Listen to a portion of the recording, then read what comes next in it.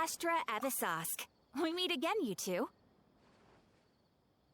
Hi, Catherine. Do you have any commissions for us today? Commissions, huh? Let me think. Oh, how about this?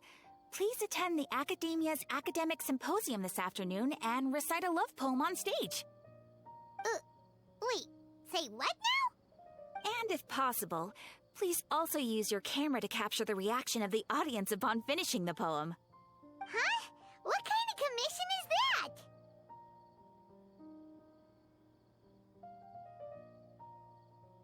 I see. It appears that you're not interested in this commission. In that case, please go to Port Ormos and convince the Eremites there to spend some time volunteering at the local orphanage. Hey, that's not any better.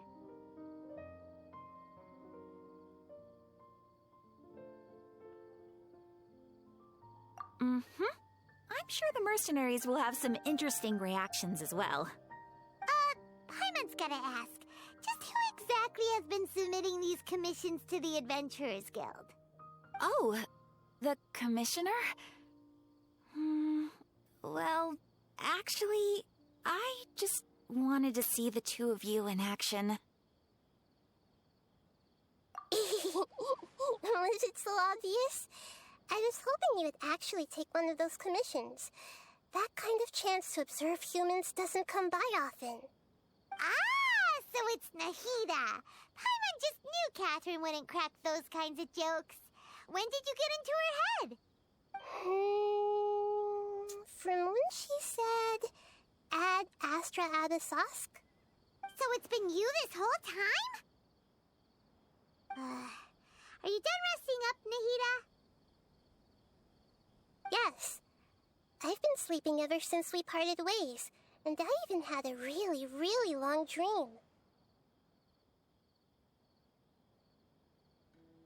It was another dream about the Sub-Zerus Festival, except it was a happy one. In my dream, I was sitting in the middle of a flower terrace, and everyone in Sumeru City was holding hands as they danced in circles around me. They danced round and round, and everyone looked really happy. I also got to sit on a gigantic flower carriage. Ferris, the Knight of Flowers, raised me really, really high above the ground, and I was throwing an endless amount of Yalda candies at the children. You know, Nahida, maybe your dream is how the Sub-Zerus Festival really should be. It's meant to be a joyous time where everyone gets together to celebrate your birthday. Huh? Wasn't I describing a really happy dream? Why are you both looking at me like that? Wait, could this be an example of the emotion known as pity? No, we aren't pitying you. That would only make everything worse. We just don't want you to feel too sad. By the way, have you had a chance to visit Dunyarzad? How's she doing? The Homianis haven't allowed any visitors after the festival, so we haven't been able to check on her. Yes, I paid her a visit right after I woke up. She was resting at the time. Her condition is stabilized. However, since Elazar is a manifestation of the withering on the human body, we can only cure it by finding a way to take care of Irminsol's own withering.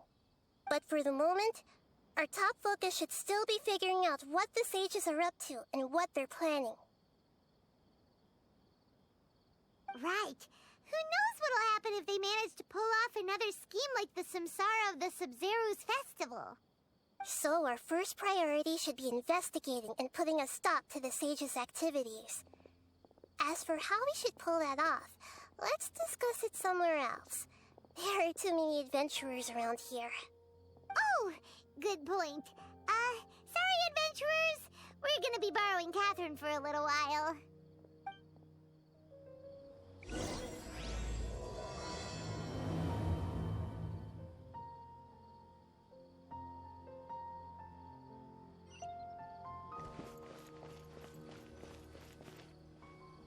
Let's continue our chat here.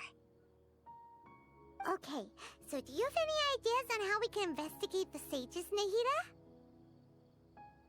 Actually, I've already done a little bit of work on that. But for now, I want to hear your thoughts.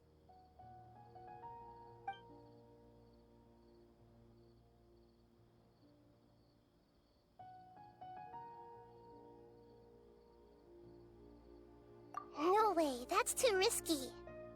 You mean it'd be too easy to get caught? No, it's not that. We shouldn't involve innocent students in this. A single mistake could completely ruin their lives. Doing that would be ignoring the safety of my people for my own selfish goals. How is that any different from what the sages are doing? That's a good point. Spoken like the god of Sumeru.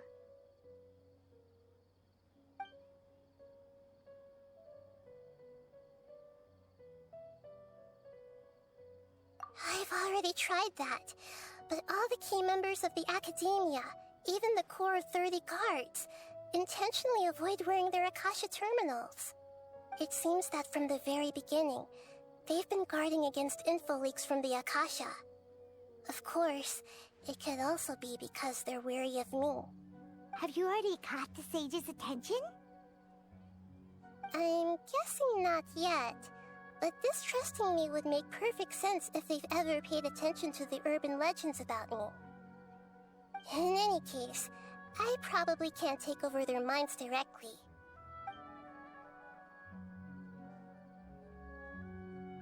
We're in the dark as of now. Since we still don't know anything about their goals, any rash move could tip them off and lead to terrible consequences. After all, every person in Sumeru City is one of their hostages.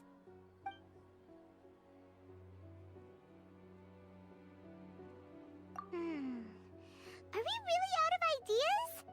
Nahida, you're super smart, so you already have something in mind, right?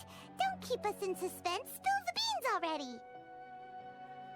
According to a popular theory from the Vahumana Darshan of the academia, rejecting impractical motions at the beginning of a planning session will give more weight to the actual proposal. Okay, but aren't you the god of wisdom? You don't have to use that kind of gimmick to make us take your ideas seriously. Well, I've been thinking that if I can't directly possess the leaders, and if I can't get ordinary people involved, then I should find someone who's already involved, but hasn't decided to side with the sages. You're saying we should recruit a spy? That does sound like it could work. Oh, before coming back, we met someone named Alhaitham. He seems like he acts alone, and he likes doing stuff behind the academia's back. They probably aren't in cahoots. Actually, I already have someone in mind. Do you still remember that female scholar named Setaria? Setaria? Paimon remembers now. Isn't she the one who's always trailing behind the Grand Sage of the Academia? We ran into her basically every time the Sub-Zero's festival repeated itself. You could even say we're old enemies by now. Paimon still remembers the smug and mean way she always spoke to Nilou. I've always liked observing all kinds of people, and Setaria has always stood out from the crowd. She was born in the desert and was hailed as their greatest genius. Her academic gifts allowed her special admission into the academia, and also gave her the opportunity to serve as the sage's assistant. Oh, Paimon didn't know she was from the desert. She must be pretty special then. Paimon feels like most of the desert dwellers around the city are working as mercenaries. The name Setaria means star. When she lived in the desert, she shone like the brightest star in the night sky. Later on, she was chosen by the sun. The star was given a place in the daytime sky to complement the sun's dazzling light. Soon after, the star witnessed the sun scorching the earth, which brought forth many disasters. The star began to waver. Instead of staying beside such a sun, wouldn't it be better to return and light up part of the night sky? But in the end, she couldn't give up the radiance of daytime. To cope with her shame, the star buried her guilt and closed her eyes.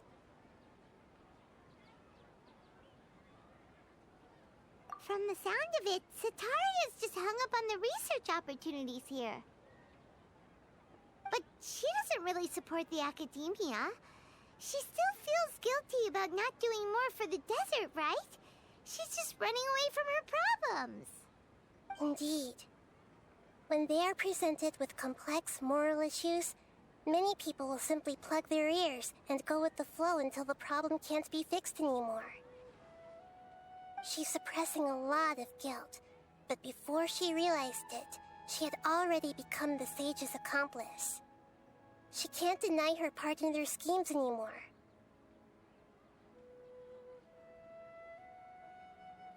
Right.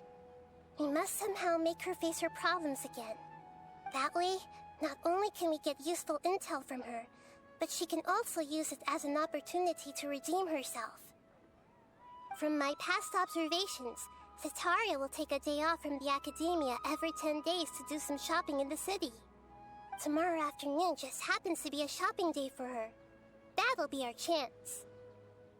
To prepare, let's go check out some of her favorite spots and have a quick chat with a few of the vendors there.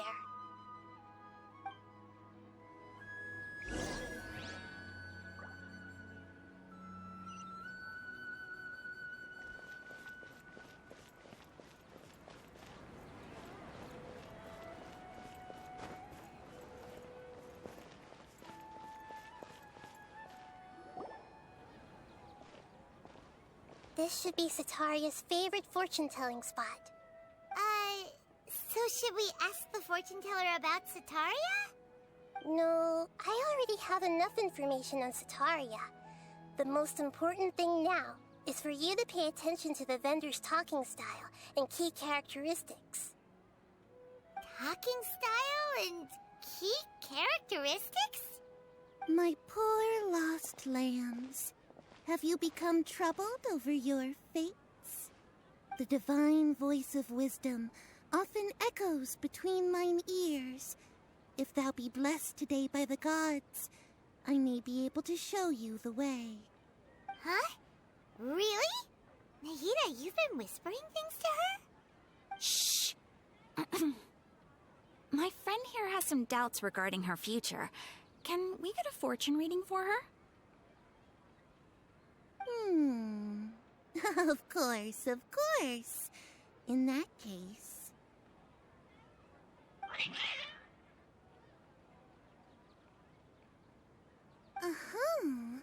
It would seem that Harut and Marut are quite wary of you. Perhaps, at some time in the past, you have somehow offended the gods. Only mocking the god of Animo, questioning the lord of Geo's financial savviness, and brawling with the god of Electro. Do those count? Oh, nothing. Go on, pick an aspect for her to divine.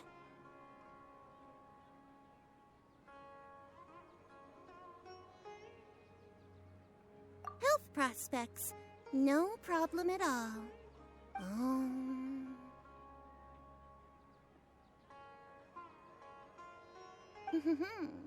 The gods have spoken. The truth shall be revealed. Your life shall continue on for... many tens of thousands of years? Impossible. Harut, Marut, did you two spoil my divination? I've never read a fortune so absurd.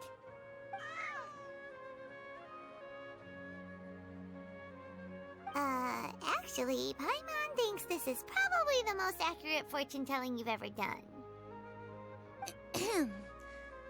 I admit that the orientation of today's celestial matrix is, suboptimal. As such, there will be no charge. Is that so? Well, that can't be helped. If you were to bring some food offerings for Harut and Marut on your next visit, perhaps they could help you reverse the wheels of fate.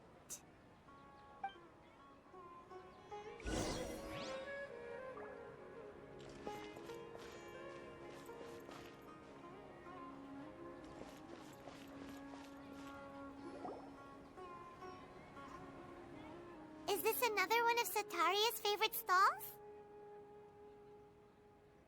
Yep. It belongs to a king.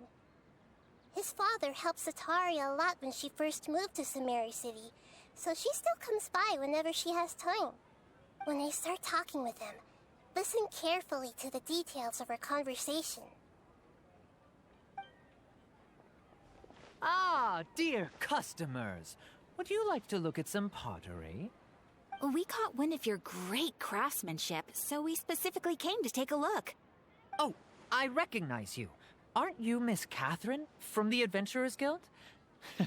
Sounds like I'm in for some big business. Speaking of, where did you learn this trade? I suppose you could say it all started with my dad.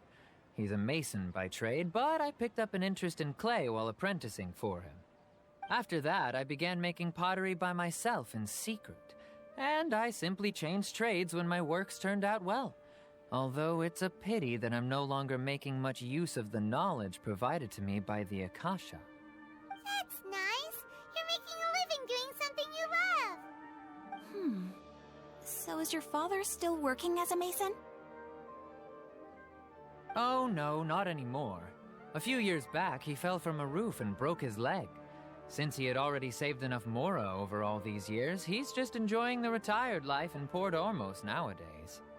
I see. We wish him peace and happiness in his retirement. I'll have someone in charge of logistics at the guild come by another day for some goods. We'll leave you to it. Take care now. No problem.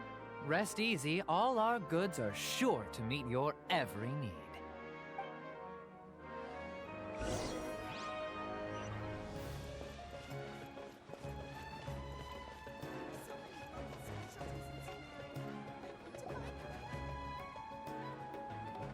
This should be our final stop. Sataria's always thinking of this restaurant when she's working at the academia, so she always comes by whenever she's out in the city. Nahida, you've really thought of everything. It's my duty to protect Samari's citizens, after all. Hi there. I feel like I've seen you down by the docks before. Huh? Sorry, I don't quite remember. If I recall, you were having a discussion with someone about shipbuilding at the time. Ah, that's right! I've always been really interested in feats of marine engineering. After all, I grew up in Liyue Harbor and spent my entire childhood staring at the ships going in and out of the port. I came to Sumeru to study, but failed to make it into the academia due to my lack of talent. But I'm still discussing all kinds of problems with different scholars, and I'm continuing to study and perform research from the restaurant's basement. I'm sure I'll get into the academia after their next round of exams. What an admirable spirit for learning. Amazing! Sure, but you'll find hardworking people wherever you go. So this restaurant has a basement as well? Huh. First I've heard of it. That's right. It's not usually open to patrons. Most of the time, employees use it for breaks or to hold private events. I see. Yes, that makes sense. Well, good luck with your studies, Miss Chishan. Thank you so much. As long as I can make it into the academia as an official student, I'll be happy.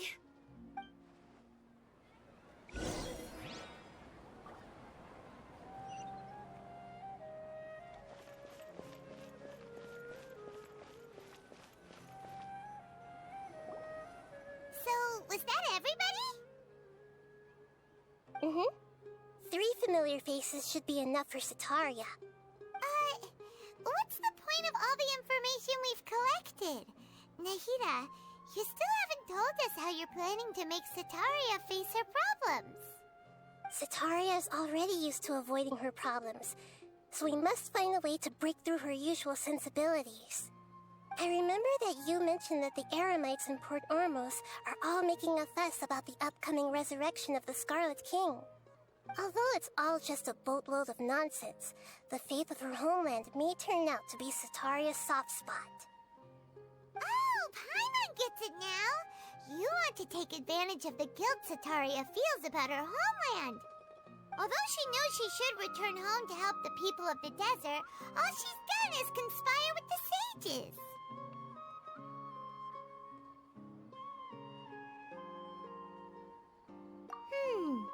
So how do we set that up? Well, the Scarlet King is long gone, and Sataria is also too smart to fall for any simple tricks. If we simply engaged her under the guise of the Scarlet King's believers, she would definitely be wary of us, and we may not get anywhere. But if we were to borrow some of her close acquaintances to talk with her, her reaction would probably be very different. So, you mean you're going to possess those people we just talked to? Yep. Possess them through the Akasha. Imply that they've already converted to the faith of the Scarlet King. And then convey our made-up will of the Scarlet King. As long as everything goes smoothly, we'll get through to Sataria for sure. She'll never guess that we had anything to do with it. So that's how you're going to use all the info we collected on these people. It's so that you won't slip up and break form. Possessing them will only work if you can manage to pass off as them. Exactly. So, best of luck with impersonating them. Huh? Best of luck? But we don't know how to possess anyone. That's no problem at all. I'll just share all their senses with you once I've possessed them. As long as you're also wearing an Akasha terminal, the effect will basically be as if you've possessed them yourself. Huh. That is pretty convenient. But why does she have to do this? Can't you do it yourself?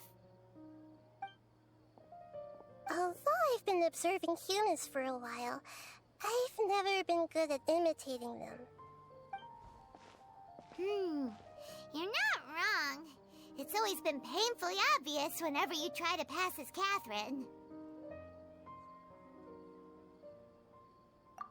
If it was at all possible, I would have preferred to leave these people alone. But seeing how things are now, I probably should just accept it and push on. Yeah, don't beat yourself up over it.